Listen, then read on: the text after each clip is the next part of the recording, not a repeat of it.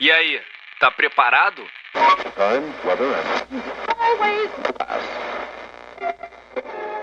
Seja muito bem-vindo, seja muito bem-vinda a mais um Papo de Megas aqui no MegaCast. Por aqui, Júlio Monteiro que vos fala e serei o encarregado hoje em conduzir esse mega papo. O Papo de Megas é a nossa pílula do conhecimento aqui dentro do MegaCast, que, como você sabe, já tem 4 anos e temos 3 formatos de interação com você. Os 2 outros são a Mega Entrevista e a Conversa Afiada. Toda quinta-feira temos um episódio novo e, como você está cansado de saber, a nossa grande entrega é que esse conteúdo possa gerar algum insight na sua vida e mude o rumo ou potencialize o seu projeto.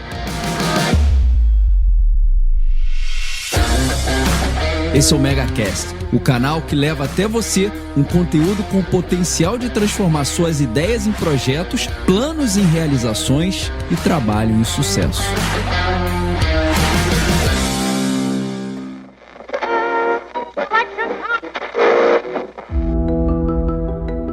O papo de hoje será um grande desafio, mas que chega uma hora que precisamos tratar de pontos que nos geram desconforto. É isso mesmo, pessoal. Na nossa vida, temos momentos em que não entendemos por que estamos vivenciando aquela situação, mas que pode ser o acúmulo de uma omissão nossa em trazer à tona esse assunto para cuidarmos e não nos ferirmos de alguma forma. O sentimento de vergonha é o sentimento de se sentir, de se achar pequeno ou menor do que um determinado ideal. É por isso, inclusive, que a vergonha é um sentimento muito dolorido. Repito, quando a gente sente vergonha, a gente se considera, talvez erradamente, mas pouco importa. O que importa é que a pessoa se considera assim, inferior, pequeno, em relação a um ideal esse evidentemente valorizado. Um exemplo, para que fique clara a ideia do ideal valorizado. Uma pessoa que, porventura, sinta vergonha de se achar feia, esta pessoa valoriza ou não valoriza a beleza? Valoriza. Porque se não valorizasse a beleza, a pessoa poderia até ficar chateado, que pena, né? Se eu fosse bonita, abriria algumas portas, mas eu já não sou, então eu vou fazer outra coisa. Mas não seria vergonha, seria apenas um diagnóstico. Bom, não sou bonito, não. Uma pessoa que sente vergonha de ser pobre é uma pessoa que valoriza o dinheiro. Se não, poderia ter raiva de ser pobre, né? Poderia ter bronca de ser pobre, mas não vergonha. Aliás, poderíamos até dizer, né, que as vergonhas que a gente sente, se a gente as analisar, elas contam muito sobre a gente mesmo, né? Sobre os ideais, às vezes inconfessáveis, que a gente tem e, portanto, aos quais a gente gostaria de se aproximar ou se identificar. Está evidente, então, que o sentimento de vergonha nos afasta do nosso eu, verdadeiro e profundo eu. A vergonha extrai seu poder do fato de não ser explanada. Olha isso. Essa é a razão pela qual ela não deixa os perfeccionistas em paz. Mas se desenvolvermos uma consciência da vergonha a ponto de lhe dar nome e falar sobre ela, nós vamos colocar a vergonha de joelhos. É isso mesmo, a gente começa a assumir o protagonismo e não ficamos refém desse sentimento que vai sempre nos colocar um step abaixo e a gente tomar decisões erradas, decisões imediatistas e pior, omissões. A gente vai ficar recuado e a vergonha começa a ditar o ritmo. A vergonha detesta ser o centro das atenções. Se falarmos abertamente sobre o assunto, ela começará a murchar. Assim como a exposição à luz é mortal para os gremlins, a palavra e a conversa lançam luz sobre a vergonha e as destroem. A autora Brené Brown, em seu livro Arte de Ser Imperfeito, ela dedica um longo capítulo abordando sobre a necessidade de se combater a vergonha e que, ao nos mantermos inertes nesse aspecto, caminhamos por uma trilha dolorosa, solitária e estagnada. Diz a autora: Todos temos o bem e o mal, a escuridão e a luz dentro de nós. Mas se não nos reconciliarmos com a nossa vergonha, com nossos conflitos, começaremos a acreditar que há algo errado conosco, que nós somos maus, defeituosos e pior ainda. Começaremos a agir com base nessas crenças. Se quisermos ser pessoas plenas, estar inteiramente conectados com a vida, precisamos ficar vulneráveis e, para isso, temos que aprender a lidar com a vergonha. E a dor da vergonha é uma dor real, pessoal. A importância da aceitação social e do vínculo com as pessoas é reforçada por nossa química cerebral e o sofrimento que resulta de uma rejeição social e de uma falta de conexão é genuíno. Em seu estudo, a Brené identificou 12 modalidades de vergonha mais citadas pelas pessoas. Essas categorias, elas envolvem áreas de nossa vida que nos fazem sentir vergonha e medo do julgamento alheio. E somente a título de curiosidade são essas as 12 categorias que a Brené fala no seu livro: aparência e imagem corporal, dinheiro e trabalho, maternidade e paternidade, família, criação de filhos, saúde mental e física, vícios, sexo, velhice, religião, traumas e estigmas ou rótulos. Parece que o assunto é superficial? Com certeza não. Esse sentimento, quando descontrolado, pode causar nas pessoas uma alta vulnerabilidade em lidar com questões básicas na vida. Quando não controlada na mente das pessoas, existe uma alta tendência de tomada de decisões equivocadas ou, pior, a não tomada de nenhuma decisão pelo acúmulo da vergonha com o medo. Pessoal, interpretem esse conteúdo como uma forma de nos prepararmos emocionalmente para os desafios do nosso cotidiano.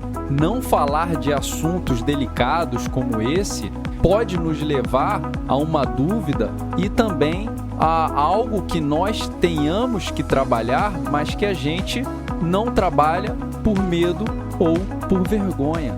Olha que curioso. E tem uma outra situação que eu quero trazer hoje aqui no nosso MegaCast, que a vergonha em excesso, ela pode ser tóxica, porque na maioria dos casos as pessoas tentam escondê-la e acabam se isolando. É como se a pessoa acreditasse que outras pessoas podem ver a sua vergonha e se sentirem mais julgadas. Pega papel e caneta e escuta esse trecho mais de uma vez para você não esquecer. A vergonha se alimenta do segredo. Essa ideia é corroborada por um psicólogo da Universidade do Texas que descobriu que o ato de não revelar um acontecimento traumático ou de não confidenciar algo constrangedor para alguém próximo pode ser mais prejudicial do que o acontecimento em si. Olha o impacto disso, pessoal. O impacto que ter vergonha pode causar no nosso relacionamento, e isso, o acúmulo, traz consequências drásticas.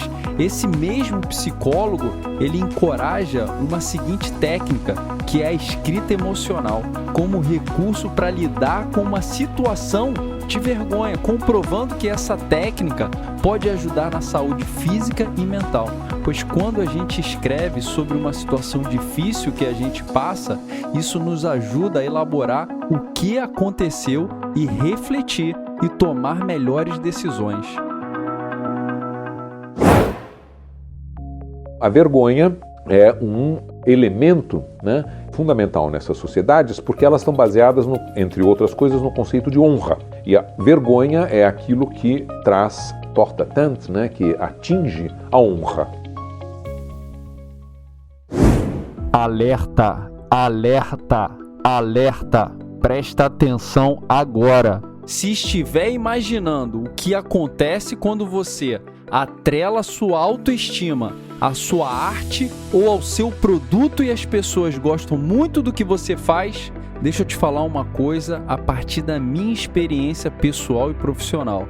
Você está numa enrascada ainda maior. Tudo que a vergonha precisa para sequestrar e controlar sua vida está justamente aí. Você transferiu sua autoestima para o que as pessoas pensam. Teve sucesso algumas vezes, mas agora é totalmente dependente disso. Ficar dependente de qualquer coisa já não é bom na nossa vida. Imagina se você fica dependente de algo porque você sentiu vergonha. E trazendo um pouquinho para o mundo corporativo, em termos de liderança, também precisamos rever alguns conceitos que estão enraizados. Esse conceito de que o líder precisa estar no comando e ter todas as respostas é ultrapassado e paralisante. Ele causa um impacto prejudicial sobre as pessoas ao arraigar a ideia de que elas sabem menos e são inferiores. E a receita para o fracasso é: a vergonha se transforma em medo. O medo conduz à aversão ao risco. A aversão ao risco aniquila a inovação. Olha como é que começa a fazer sentido a construção desse episódio. A gente está falando de vergonha que está ligado ao comportamento.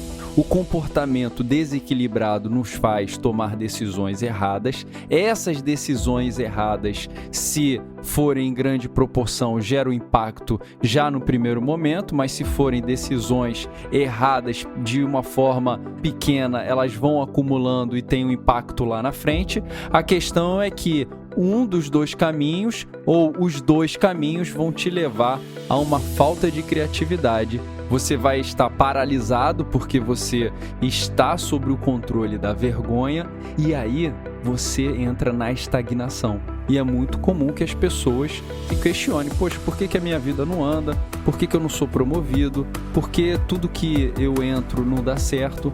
E essa base, ela precisa ser cuidada com muita atenção por cada um de nós. A partir do momento em que nós permitimos sermos levados pela nossa mente, nós estamos nos colocando no papel de coadjuvantes e não de protagonistas, os autores da nossa vida. Então, ficou bem claro que o sentimento de vergonha não é saudável para a nossa vida e nem para os nossos negócios. Precisamos criar gatilhos para que possamos combater a vergonha e seguir a nossa jornada. Eu separei alguns pontos que podem te ajudar a superar esse desafio, caso você esteja nesse cenário atualmente. Bora nessa? Papel e caneta na mão, vamos lá. Número 1, procure empatia. Ao compartilhar sua história sofrida com alguém que responda com solidariedade e compreensão, a vergonha perderá a força. Como a vergonha procede de um conceito social, acontece entre pessoas, ela também é curada entre pessoas. Uma ferida social necessita de um bálsamo social e a empatia entre duas pessoas é exatamente esse bálsamo. Número 2, pratique autocompaixão. Converse consigo mesmo da maneira que faria com alguém que você ama. Está tudo bem, você é humano e todos nós cometemos erros. Eu o apoio. Durante uma crise de vergonha, a tendência é falarmos conosco de uma maneira que nunca falaríamos com as pessoas que amamos e respeitamos. Já parou para pensar nisso? A autoaceitação é fundamental, pois quando conseguimos ser compreensivos com nós mesmos, ficamos mais propensos a nos expressar, nos abrir com alguém e experimentar afeto e empatia. Às vezes a gente é muito duro com nós mesmos, a gente não dá uma margem para reflexão.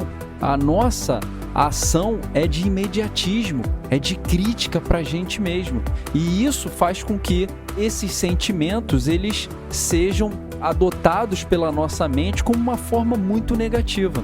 Número 3, assuma o que aconteceu. Não enterre o episódio nem deixe que o defina. Quando enterramos uma história, nos tornamos para sempre uma vítima dela. Se assumimos nossa história, conseguimos reescrever seu final. É importante que você saiba dos riscos e também das consequências, e por isso você precisa pegar a rédea da vida e tratar, assumir o que aconteceu. Não fique com essa vergonha, não deixe que isso acumule em um sentimento monstruoso que faça com que você tenha efeitos negativos na tua vida. Meus amigos, não acredite que para alcançar o sucesso, implantar um projeto, tomar uma decisão ou mudar a rota da sua vida, você deve focar somente na execução. A execução é parte de um processo organizacional muito relevante, mas não é nem 50% do que você precisa. Acredite, queremos o resultado, mas não nos preparamos como indivíduos para atravessar desafios nessa caminhada. O processo e o preparo emocional, para mim, corresponde a mais de 70%. E eu já tive inúmeras experiências que me ensinaram o quanto essa capacitação deve ser contínua. A gente aqui não está falando para pegar esse episódio, ver a literatura indicada, pegar outros podcasts e entender sobre vergonha e acabou. Não, o preparo ele está na continuidade, na capacitação diária para que você fortaleça a sua mente e não seja combatido com pequenas situações que podem se tornar gigantescas. Olha só, nós temos o poder da mudança, mas para isso é preciso disciplina e muita dedicação. Uma mente à deriva te leva a qualquer lugar, mas uma mente forte te leva aonde você deseja chegar.